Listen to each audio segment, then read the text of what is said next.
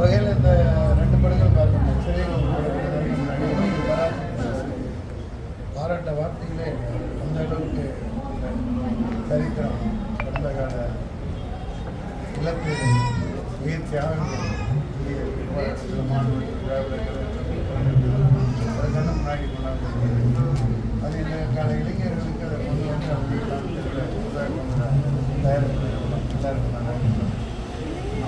அப்புறம் technical photo கொண்டு அது ரொம்ப அழகாக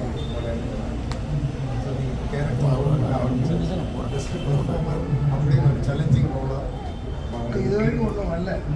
அது சும்மா இது வரைக்கும் வரல. ஏன்னா நடிக்கவே ஆரம்பிக்கல. சரி, ஜனநாயக படம் ரிலீஸ் இந்த பிரச்சனை என்ன?